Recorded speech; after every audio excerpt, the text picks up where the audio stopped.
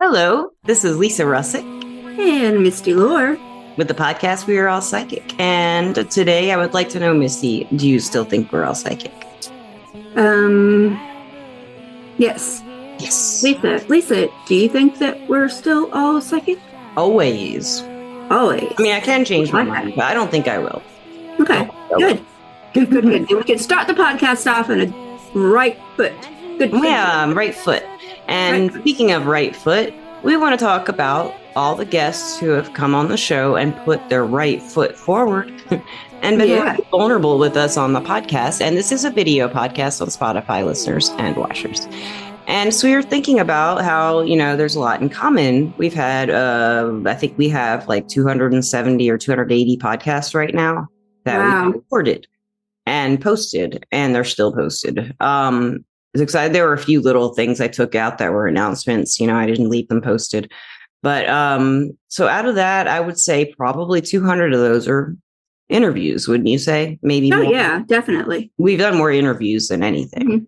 Mm-hmm. And so listeners, we were wanting to talk about all the things we found in common with like the major things that we found in common with all these different intuitives, people learning their skills, people not even trying, not even knowing anything yet. And even like I was thinking as an example for that was when Carol Starr was on the show with an assistant she hired. I don't think you were there for that, Misty, but her assistant, it was the about Virgo mostly. And we couldn't find a Virgo, but she did. It was her assistant. She didn't know anything about this stuff. She was just stepping in as the resident Virgo for that podcast. But he could relate, she was helping her, Carol Starr, with astrology type marketing and stuff like that and tech stuff. But she did have some things to relate to us, even though she hadn't really worked with her energy as aware of it and pursuing it or anything. Her job is more marketing and stuff like that. Right. But so one of the things I found very much in common, they kind of go hand in hand. A lot of people who come on the show say that they have had some kind of trauma that opened up everything for them in their childhood. And the people who didn't have any trauma open it up, they tended to, when they were little, if they were having psychic experiences of any kind, it seems like they had like really good ones with spirits, like angelic presence and, guardian angels talking to them and really kind entities and stuff like that, So that's something I have noticed big time. This is like the two different ones, the types of people. And then there's a third type who didn't have anything happen to them and then they just pursued it. But I don't have as many of those, but there are a lot of them. Yeah. There are. Have you noticed that too? Yeah, I have. But I think that, and I think I've said this before on the podcast, the ones that have gone through trauma, they have nowhere to go inside their head, but that certain little space. Yes. And that certain little space is what opens up our psychic abilities more, I think. What is that little space? I don't know. I think it should be a bigger space, but I just think it's a little space that you can just go to and forget everything around you and anything that's happening to you. I think that your mind has to go to that space in a lot of circumstances, or you wouldn't be able to survive it. Whatever the trauma is that you're going through. You're right. It's a disassociation kind of thing, but it is very magical when people can escape what's happening to them in a way and be somewhere completely different in their mind, not experiencing what trauma might be happening. But there were some people who had ongoing traumas, like a dysfunctional family or something like that, all their childhood.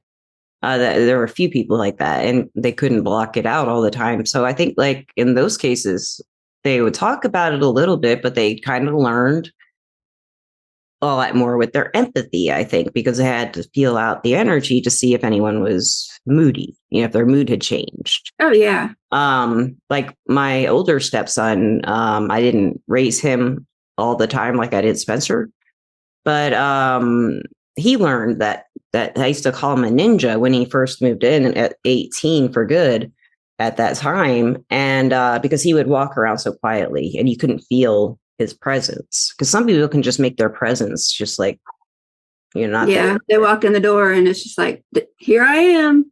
Yeah. Well, no, you know what I mean? How some people opposite. like, they're the opposite. Like I went over to Savvy's house the other day and I walked in her garage and she was sitting in the garage. I didn't even sense her.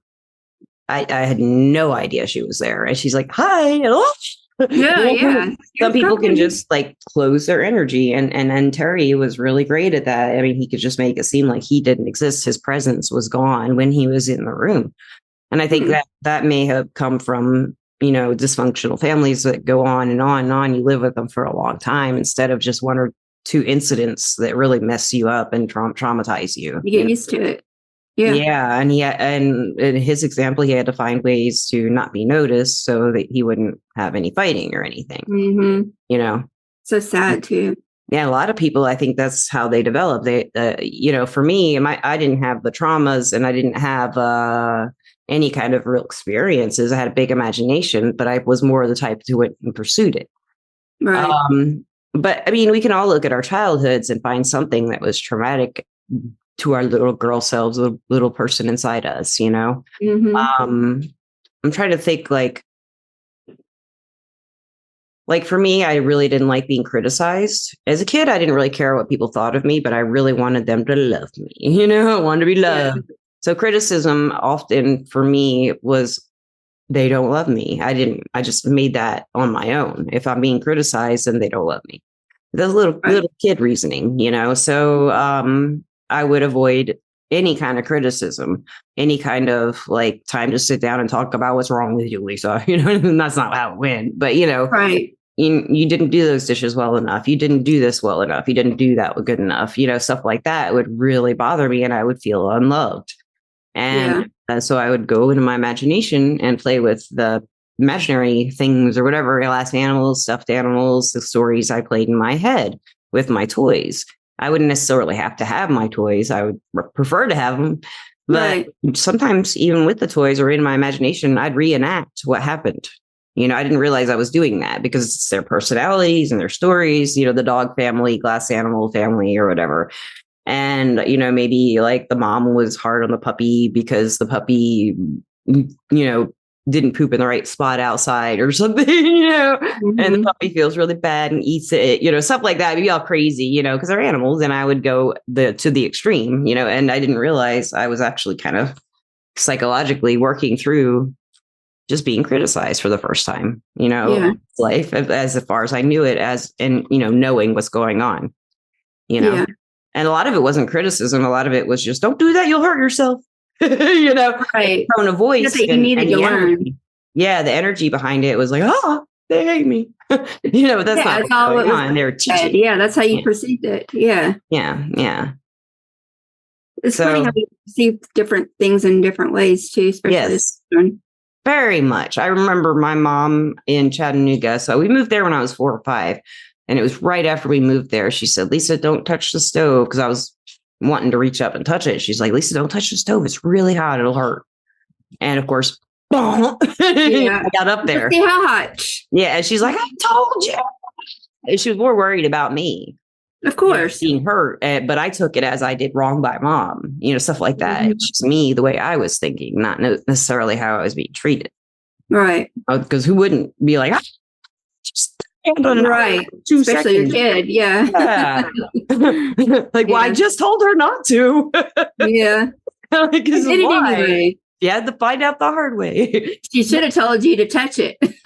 Yeah, that's right. And then you never would have touched it. And there something else I've noticed with pretty much everybody on the podcast, but the people who especially the ones who've had a lot of trauma, I think they're nice. They're really kind.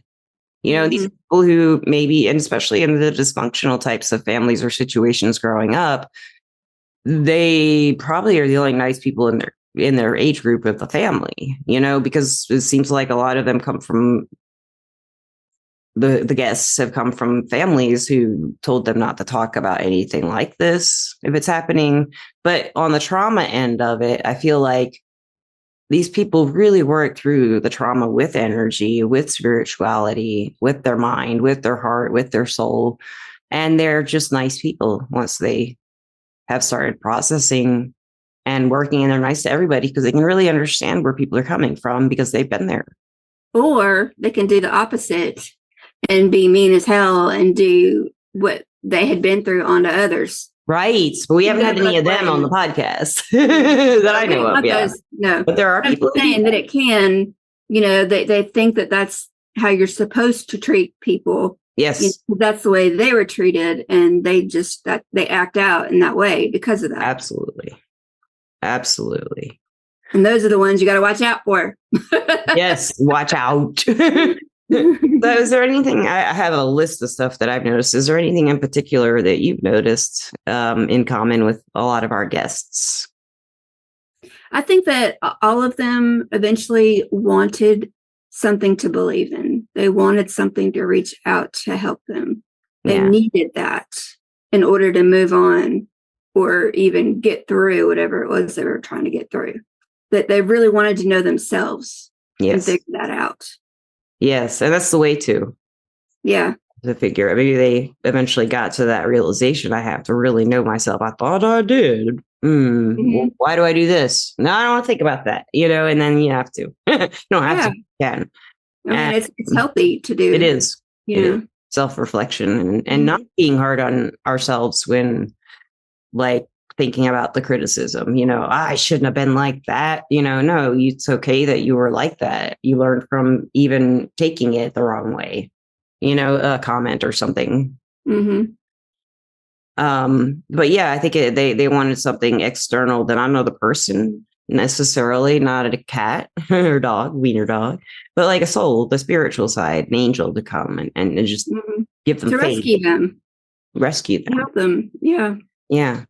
And you know what the beauty of that is you can be rescued and you can come to the other side of that. You can get out of that rut. You can. Yes. Yes, you can. We've watched so many people on this podcast having done that in the process of doing it too. It's for some, I think it is a lifelong process. For me, dealing with things that have bothered me in my past, definitely a sneak up. Where I thought I processed all that. Got that thing. And that's a good question. How do you get through things like that? I guess you turn to try to find yourself, like we said, and turn to spirituality and try to figure, things out on that side. But I mean, how do you really get rid of it for good? Yeah. I guess how do you know that you've gotten rid of it for good? Yeah. How do you know? I don't know. Back out somewhere, I guess when it quits popping out anywhere, I guess that you've gotten rid of it. But I do have an example. I don't know if I don't think I've talked about this on the podcast, but I was madly in love with this guy for years. And I thought about him I haven't seen him since I was in my 20s. But and I haven't kept in touch with him. But when I was married to Mikey about 4 years in, I was like, I have to stop thinking about this. I wasn't even romantically thinking of him. He would just be on my mind because I was so used to thinking of him. I wasn't thinking like, I wish I could make out with him or anything like that. Just wonder what he's doing. Is he happy? He would just come to mind for some reason. And I was like, you know what? I'm done thinking about that guy. I'm not even in love with him. I don't want any kind of relationship with him. And it's just a habit to think about this person now. Right. Forever, And I met this person at 14. So it was a long time. And it was like that the first minute I saw this person. So I did decide I would just stop. Every time I caught myself thinking about him, I'd remind myself that I'm done with that. I'm not going to have that in my subconscious anyway in my life. And it was processed. It took about a year and then I just stopped thinking about it. That's a good point. Mind over matter kind of thing. It really was. And it wasn't thinking about him for any other reason but habit, Right. Or just even you can't stop. You think that you can't stop. I know exactly how you feel on that. I've had, similar situations, when I was younger.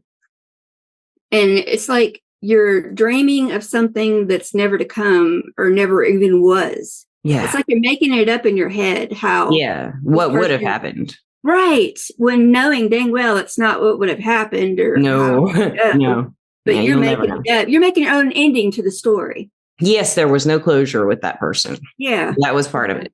I think that, and we've talked about that with Jennifer Love before on the podcast. Yes. And she gave us really good advice that one time about if you're in a relationship and it doesn't end well, I remember she gave the advice of do your own ending in your head and think in that way, and it eventually will help you get through it.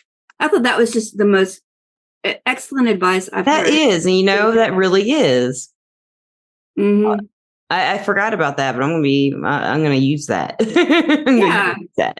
You're using your imagination too, and your spirits and spirit guides are all entwined, to help you move on. So yes, I don't know. I thought that was really good advice. Yes, it is. It's very good advice. And I think that would go, I think that you could use that towards anything in life, any kind of trauma.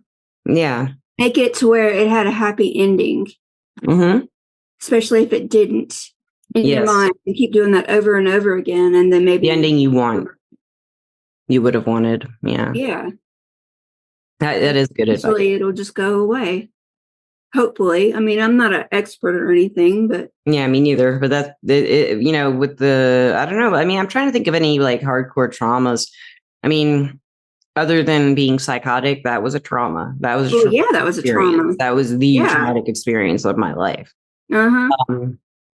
And I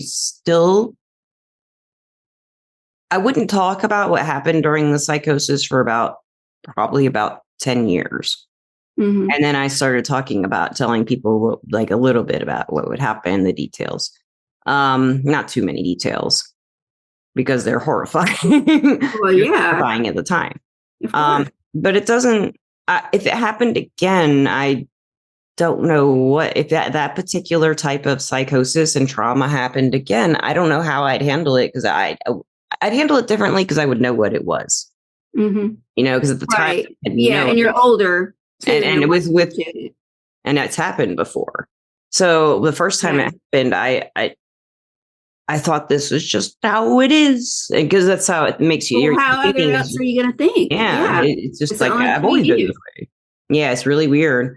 And then over the years, medication really helped, and therapy, but mainly talking to people when I finally did and telling them what the details, not the hardcore details, but just the basics to get the idea of what it was.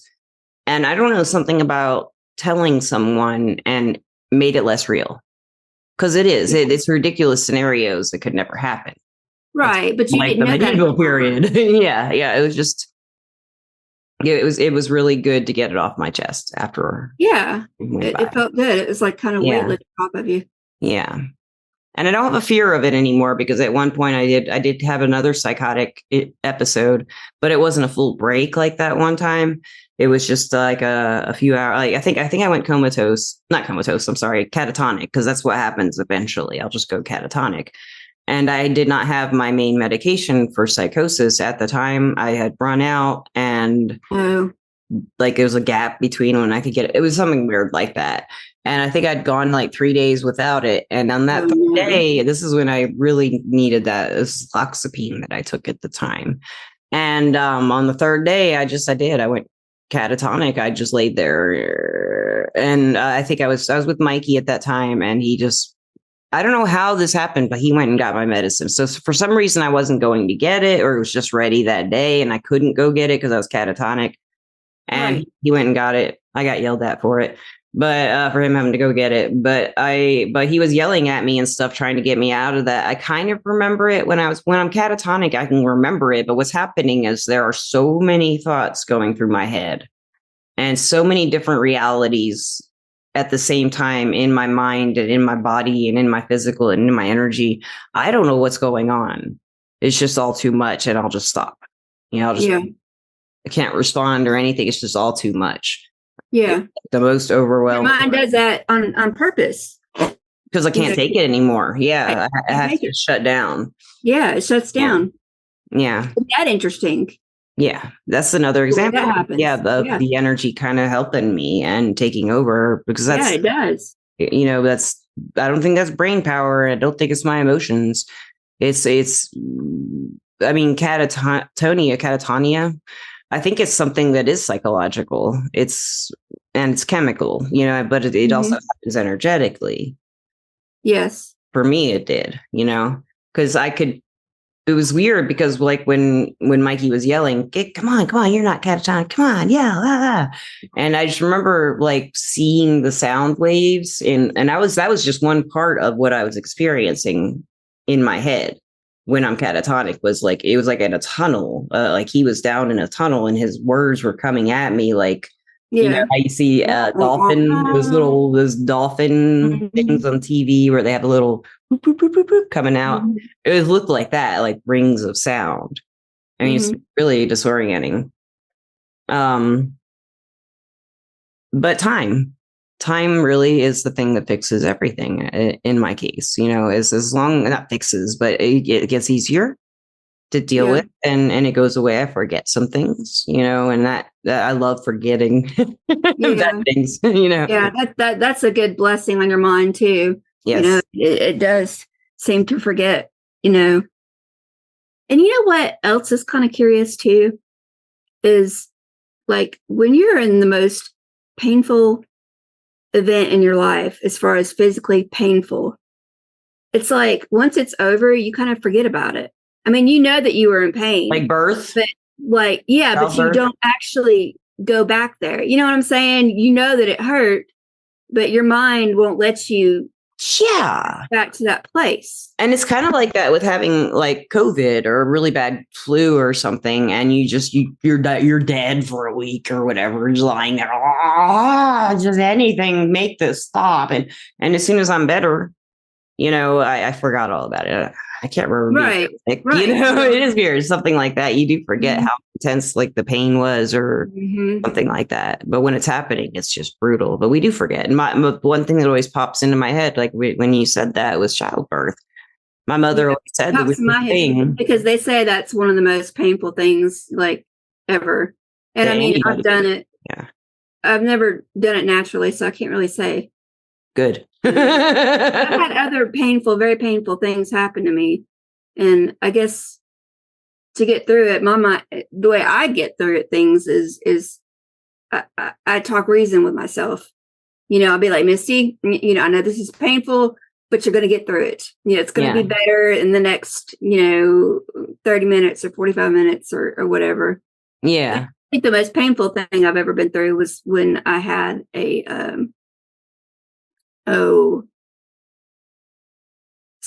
kidney stone. Ooh. That was the first one I ever had. That was, I have to say, the most pain my body physically has ever. I can't imagine. I've never had a kidney stone. Horrible. Like I really thought I was dying. I was like, oh God, I'm gonna die. You know? Yeah. Did you have surgery for it, or did you just have? Thank God. It ended up passing the day before they were going to take it out, so I had to live with it for a while. Yeah, it's really good timing. Did it hurt when it passed? I'm just curious because no, not really. It was relief. Yeah. Oh, okay. I bet it was. Relief. Yeah, I bet it was. Yeah, there's a lot of relief because you didn't have surgery either. Yeah, and the pain, and was the pain just instantly gone? I was sore. Okay. So, but that sharp edginess pain was no longer there, but it was. And you can't remember it really, can you? Like all I can remember is it was sharp, and it was the most painful thing I had been through. Yeah. Yeah. I can't remember it. No, because my mind took it away. It's like, yeah. Pain. I mean, I guess, you know, if we, in the grand scheme of things with evolution and, you know, survival of the fittest. Yes. Like if we stayed in those pain moments, we wouldn't be surviving. No. And that's a beautiful way that your mind works. Yeah, it's one of them. Yeah. It's really cool. It is. Yeah. Another thing I've noticed with some of the guests is that they all really love animals and nature. Mm-hmm. They go for walks. Connecting. Yeah, they have pets. I mean, how many podcasts have we had? And Frank comes up or Gandalf comes up, and they go, "Oh, yeah." You know, they're all animal lovers. Well, half of them communicate with animals. You know? I know. It's like they know which ones to pop up in. Yeah, they do. They do. Yeah, it's really great. It's awesome. But that's definitely something I found. Most of our guests, who are actively working with the energy, they're like, ground yourself, go walk in the grass with your bare feet, go out to some woods. You know, that's one of the things they always give advice about too, and they do it themselves. Animals heal too. They can really heal you. They really do. They really do. And my cats do. I know that, you know. I do too. Yeah. I just love animals, period. Me too. They're just nothing but love.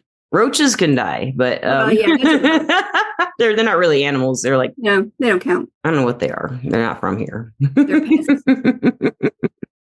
But that's something I have noticed. Definitely. Let's see. Things I have written down. This is something I love. A lot of the guests say this, like I would say, it doesn't usually happen during the podcast, but before or after the podcast. Sometimes during the podcast, they'll say, I have nobody to talk about this stuff to. So great to be able to talk about this, right? Usually it's after. Usually after. Yes. And we're like, yeah, so we love it too. You know, it's right. We did it. That's why we're doing it. And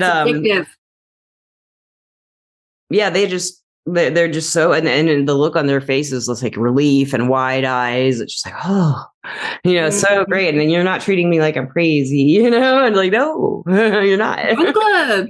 Yeah. And they say they really love to talk about it too.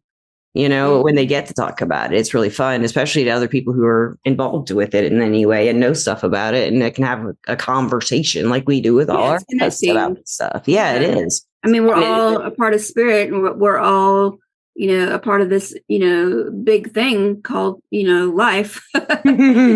We're all the same, you know, no matter how you look at it. You know, it's just our skin. But we all have spirit inside of us, you know, whether you want to admit it or not, you know, and we all need to connect that way, you know, and if we connected more in spirit, the world would be such a better place. Yeah. You think about this, like, did you ever go camping, reading Girl Scouts or anything like that? Yeah, I went camping. Yeah, I love camping. Did you ever, when like have the campfire stories and the scary stories around the campfire or anything? Oh, yeah. So like that kind of makes me think of, talking about energy work, you know, sitting around the fire talking about. Yeah, it does, doesn't it? It's exciting. Everybody loves it. That's the best part of the trip. Sitting around the fire, eating s'mores and hot dogs and telling scary stories, you know. And that's what it reminds me of on the podcast sometimes. So it's like we're on a vacation with these people we've never met for an hour. and, you know, we do get to talk about stuff we can't talk to anyone really. I mean, I could talk to my boyfriend about it. I can talk to some friends about it. I can talk to my parents about it, but not like we do on the podcast. Right. And they all have said that they love being able to. Yeah. Yes. It's definitely a relief to be able to do. Is there anything else you've noticed? I've noticed a lot of things. Gimme. Well,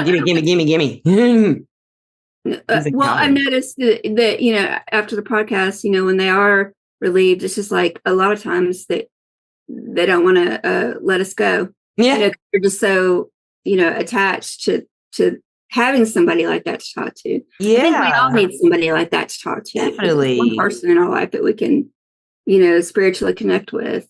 Yeah. And I'm usually wiped out after a podcast. So I don't, and I'm also always worried that I'm going to lose the recording if I don't. Oh, no. From the old days, like I'd be like, oh, am I going to lose my recording? I don't know why it happened. You know, it's still there.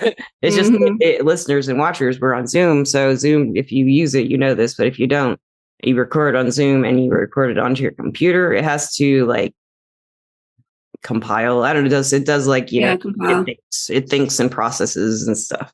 And then you have the video, but it doesn't do that until after you can end the meeting. So I always had this anxiety about losing the whole podcast, you know, if I didn't get off right away and go ahead. That would be horrible. Yeah. Yeah. That's good. Oh, we've had podcasts where the audio is weird lots of times. Oh, yeah. Haven't we, though? Yeah. And I was watching the one with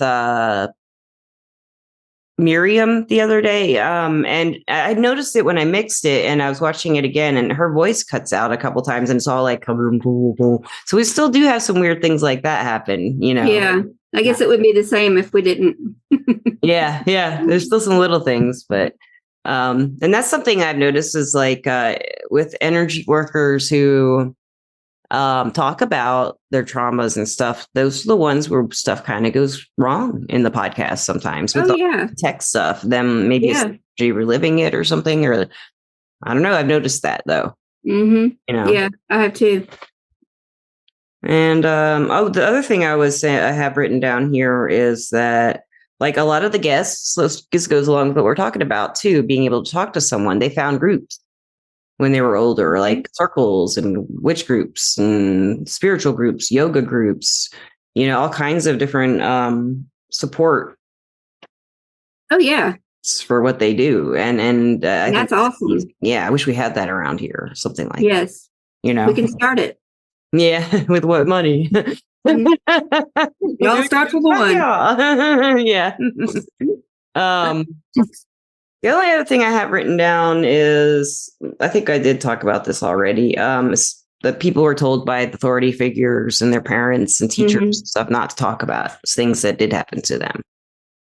That was very common. Now, we had a few people whose parents would be like, you can talk about it at home, but just, keep it on the down low when you're at school and stuff, because people don't understand or they'll say you're different. But that was I don't remember too many of those. Most of the ones I remember that they had in common was just being told not to and feeling, it goes all the way back to Courtney, I think, like way back in our first couple seasons, people were saying this.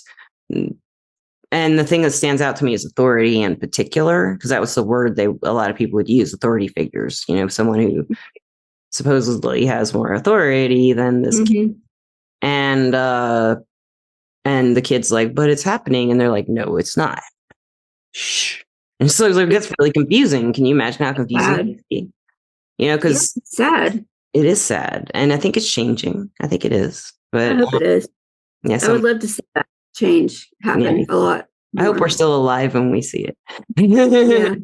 It'll happen. Yeah. I can't wait to see, where children are actually teaching us.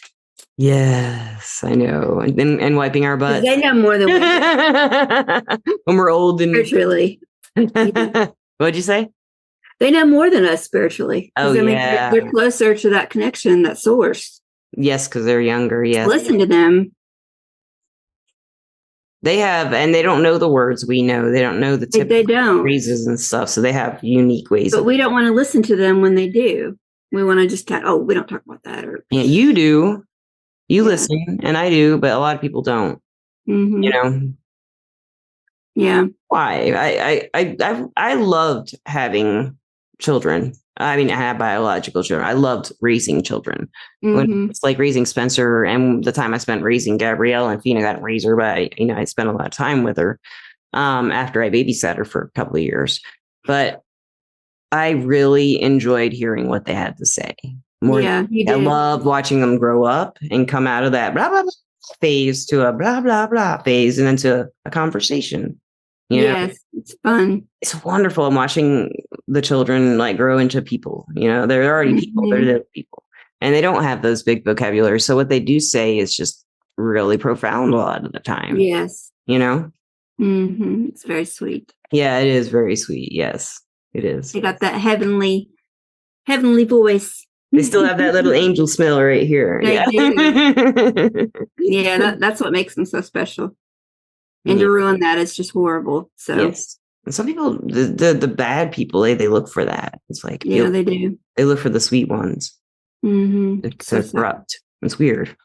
But have you noticed something? That's pretty much all the notes I had that I've picked up on that I've noticed being reoccurring themes for a lot of our guests. But do you have any other observations? Well, I've noticed that the more that we do these podcasts, the more people out there that want to connect to spirit and they want to, figure things out for themselves and they want to figure out who they are. Yes. That never stops. It just goes on. And I love that. Yeah. Everybody wants to, it all starts somewhere and it just trickles on down. And something else people say is once you learn some of this stuff, there's it just gets more and more and more and more. That's another thing people say.